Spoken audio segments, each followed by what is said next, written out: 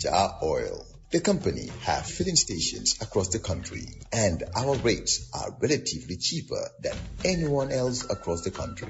Jar Oil is the biggest producer and distributor of cement in the country with the most competitive prices in the market.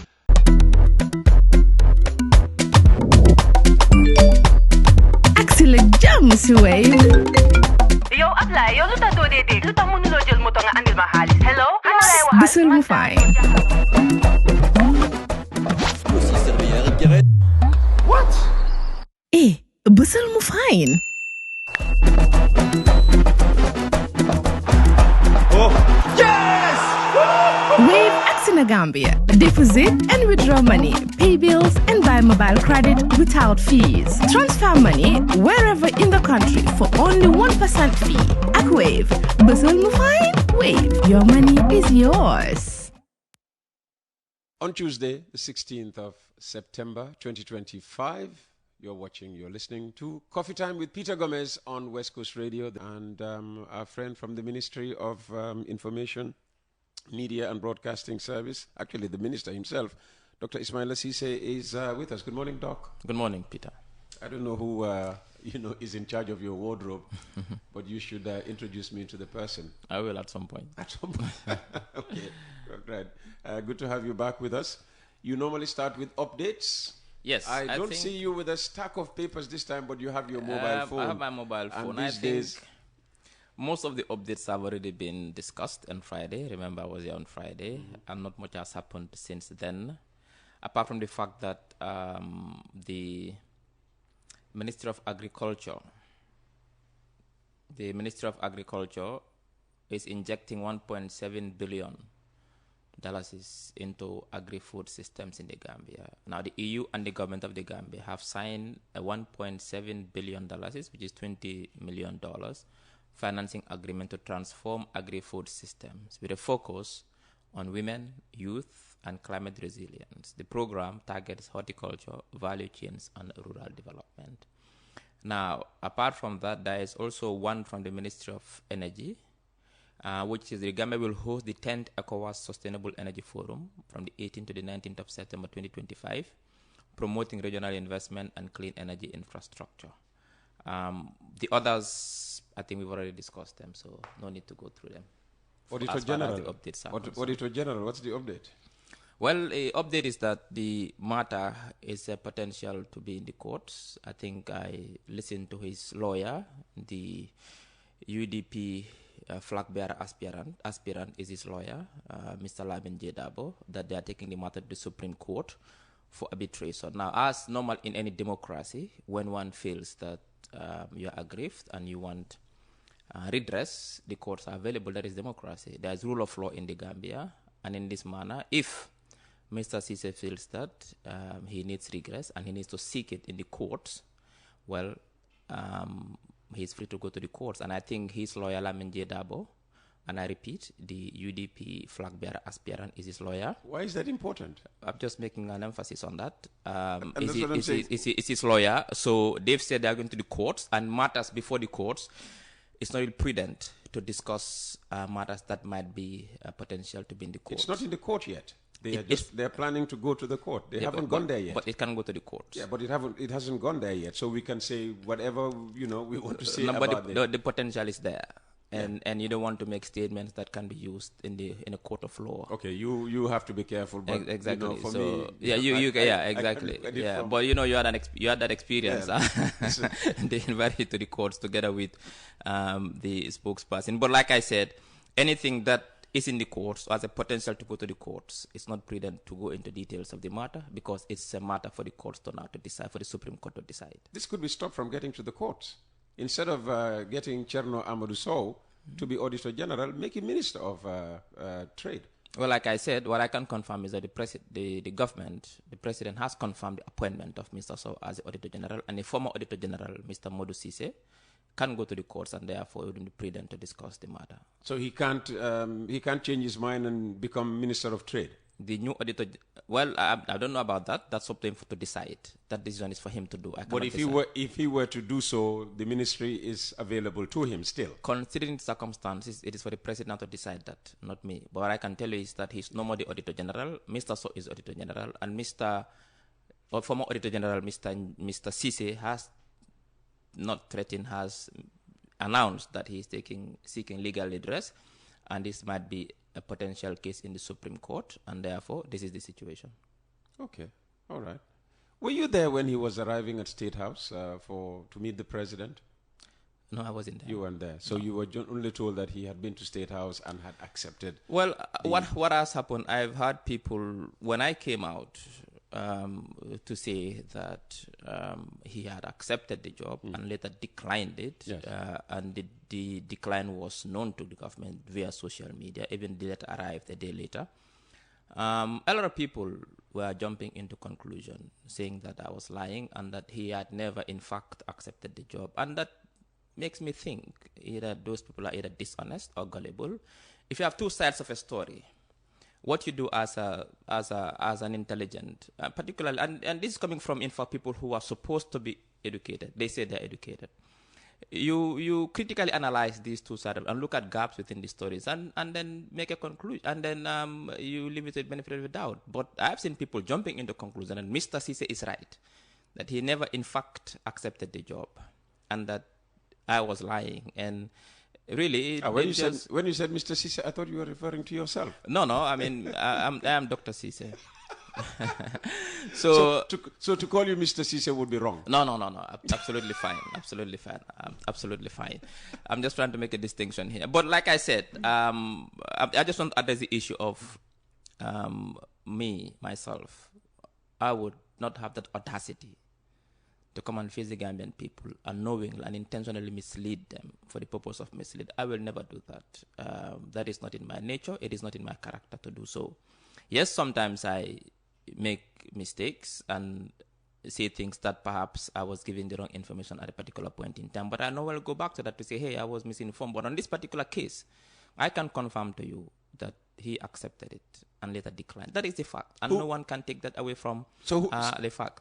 And I've seen people online saying that I was lying. And when he wrote a letter, because he wrote a letter, I think 2 nights ago, saying that he never accepted the job and he automatically declined it.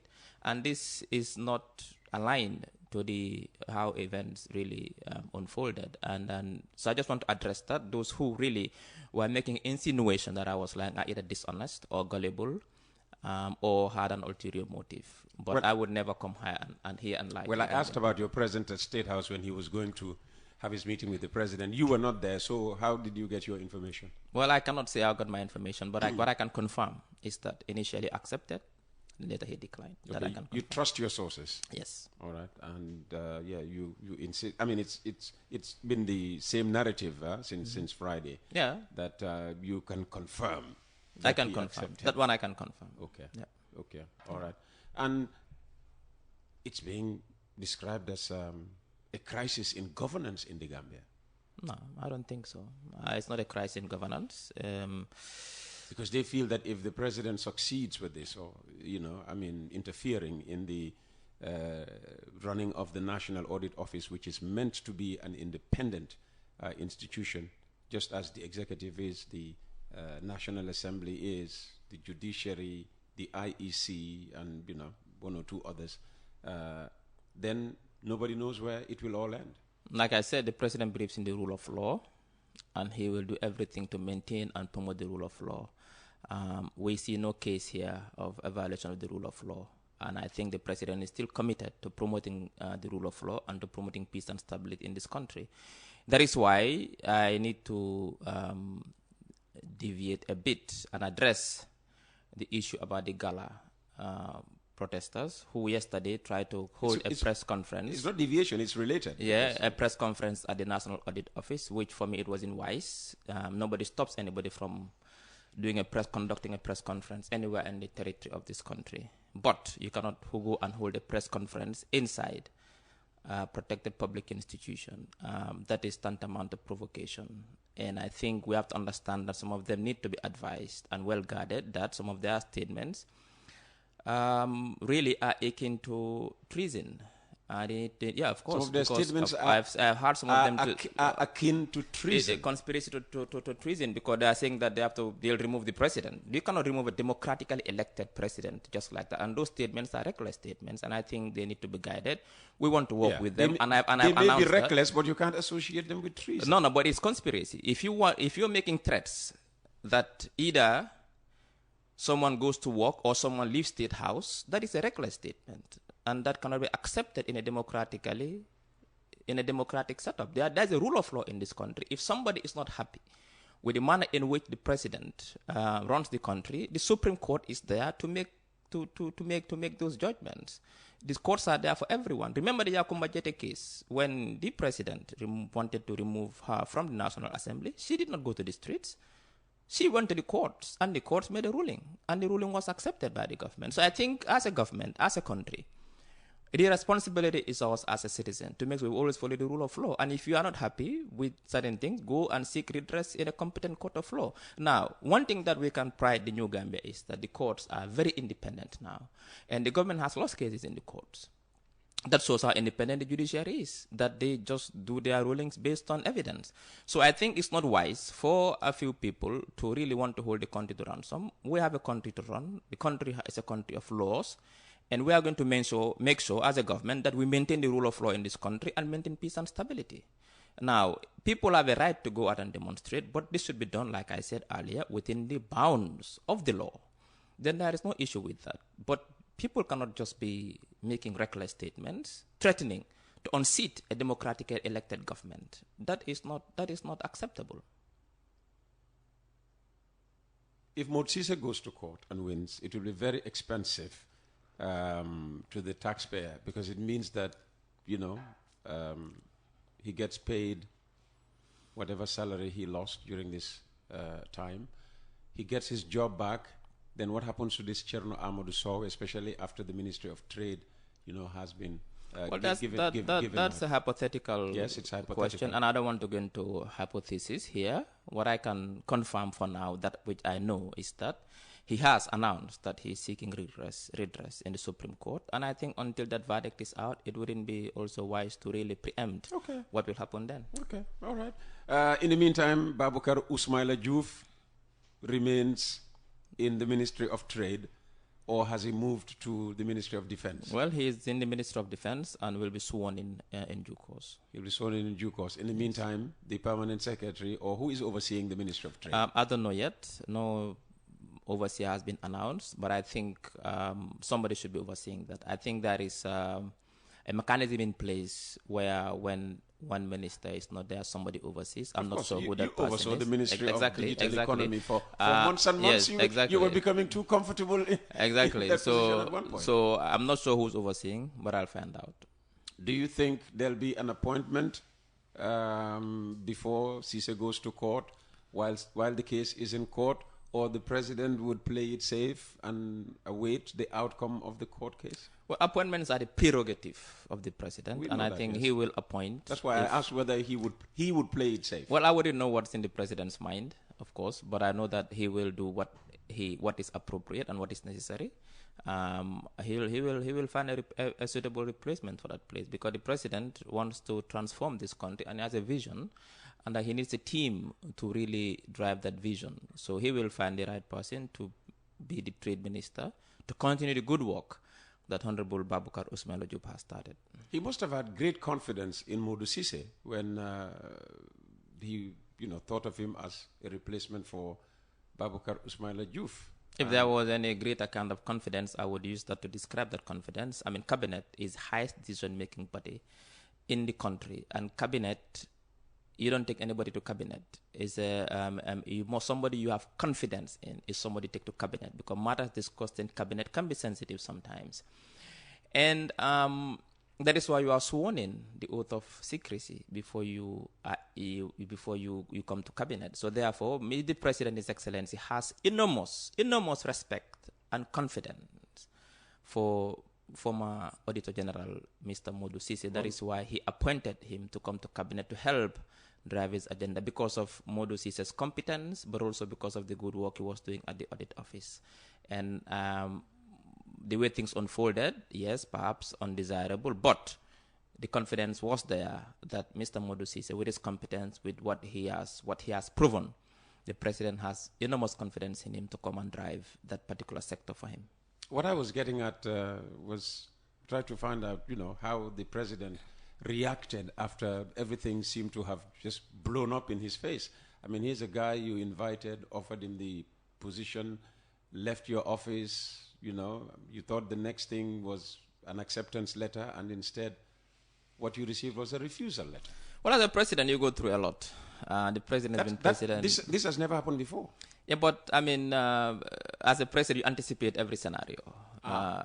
Of course, yes. As a president, you anticipate that anything can happen. And the president is now prepared, he's been in the job for almost 8 years. He's seen a lot. I cannot say this is the worst he's seen in his presidency. No.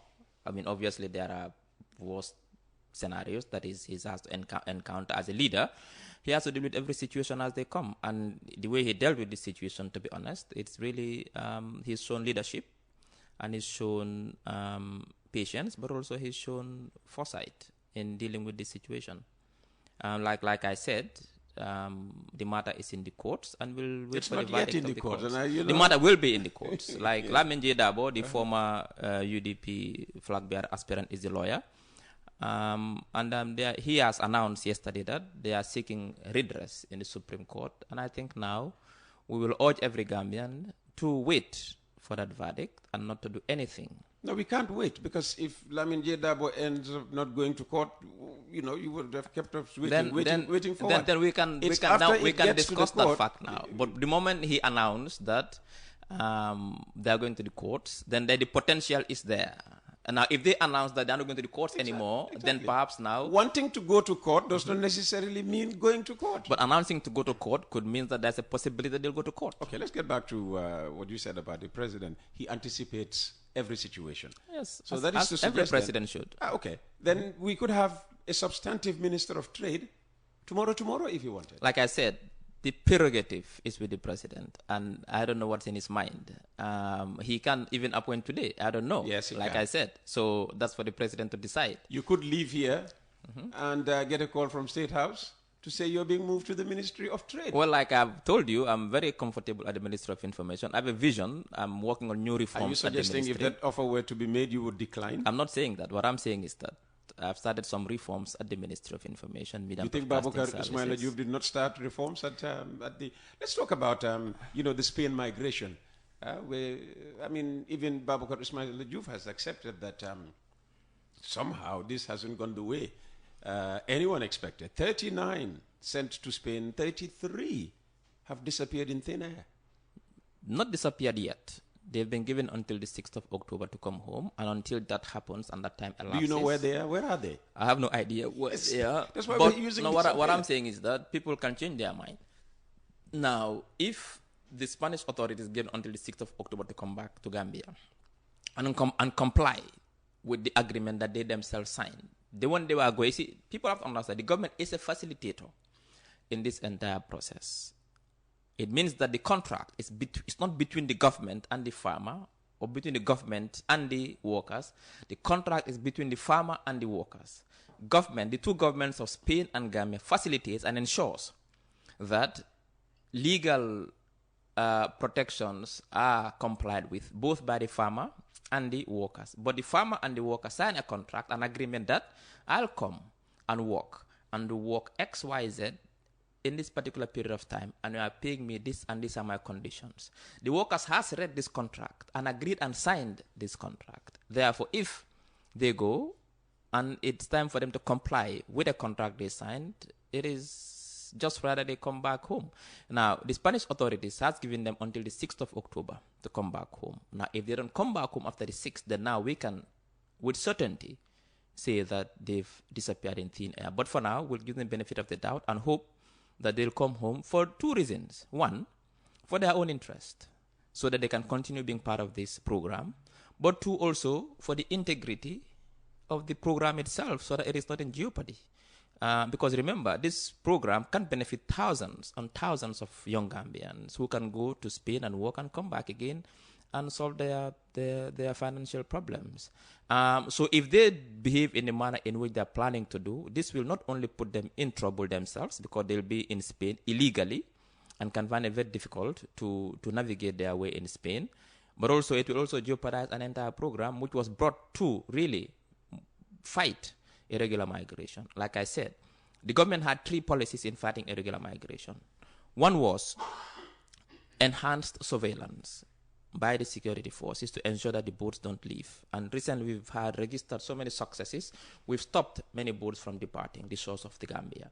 The second one is to provide more opportunities in this country for young people to want to stay and benefit from those opportunities. And the third one is to make sure that also those who really don't want to stay and benefit from these opportunities and are bent on going to Europe is to provide safe avenues for them, safe pathways, we call it. Now, one is Spain. Currently, the government is negotiating with the Polish government so that they can also go to Poland and other EU countries as well. So now, but with this behavior of these 33 who are now planning not to come back, I'm not saying they're not coming back. What I'm saying is that they've been giving until this, if they don't come back, they're not only jeopardizing the Spain migration circular agreement, but they're also jeopardizing orders that are on the pipeline that has to do with other EU countries as well. What benefits locally are being put in place for, as a means of stopping irregular migration? You mean the opportunities? Yes. Now, what we've done is that the assessment tells us that there are no lack of jobs in this country. There are no lack of jobs? No. There are jobs? No, there are jobs. What is happening in this country is what we call a skills mismatch. That is, the skills that are available are not the skills that the job market is looking for. So what the government is doing is that with that assessment, with that empirical evidence, the government now has created so many vocational training institutes to fill that gap. We've built multi-purpose vocational training institutes in Julangel, in Kanilai, in Wasu, and in other places in the country. We also made sure that we don't only have them in urban Gambia, but also in rural Gambia, so the rural youth can also benefit from this. Now, once we build this skill, this critical skill that the job market needs, it's easy for them to get jobs. We are also building specialized vocational training centers. We are building one in Tujereng, which focuses only on aquaculture, fisheries. We are also building one in Pachar, which only focuses on the agribusiness, because we realize that there are skills gaps in these ones. These are ones. So one thing you can do to help your young folk to get jobs and build opportunities is to make sure that you build their skills. That is, you cannot give them money, but to build their skills, and those skills are translated into economic activities. Other thing that we are doing as well is that through the Roots projects and other agricultural projects, we are giving a lot of grants to many young people in urban rural Gambia to engage in the cashew business. Recently, when the president was on tour, we distributed a lot of checks to young people who are into cashew business, who are into poultry, and who are into other activities. If you go to the Shanghai initiative with the Ministry of Youth and Sports in the North Bank, they are also training young people and giving them grants to go and start their own businesses. In addition to that as well, we've also created an enabling environment for the private sector to thrive. The private sector should be the biggest employer. And now with that, and with the Take a Fee program, and also with the... What have you done for the private sector? I'm in the private sector, so I need to know. But you've moved from that place, now you are here. This big building, new studios, you've thrived from a couple of years ago to now. At least that's a sign that at least the private sector is thriving and that we are thriving.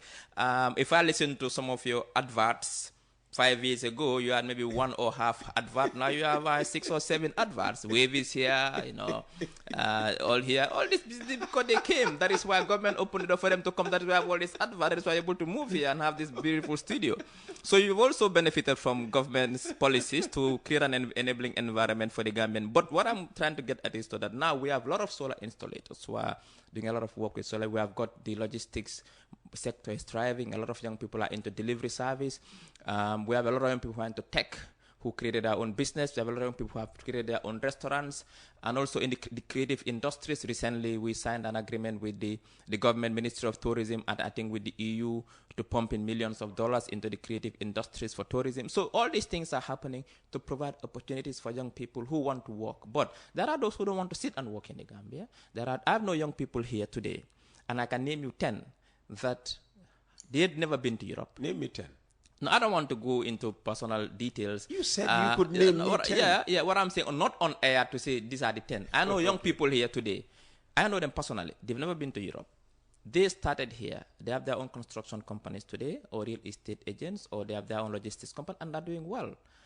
and they're thriving. They've built their own homes. They've built family in this country. They've never been Actually, anywhere. naming these, enterprising young people would actually help, because it will prove to, those who think that, there's no way you can't make it here, that actually you can, if you work as hard as these 1, 2, 3, 4, 5, up to 10. We will work with the Ministry of Industry to collate all these young people here. I think we need to, like you are right, we need to show examples. If you permit me, I can name a few. The Ansu Jacks, the guy is from Abuko. He's never been to Europe. He started here. Today he's a successful entrepreneur who's running a big construction company and a state agent, and is building massive buildings here. He never went to Europe to study. And at the same time, he's doing a degree at University of the Gambia. I know another guy, Mr. One bar guy. He owns Greenwald. He's around 20, but also he's never been anywhere. He's here. I know another guy, Asan.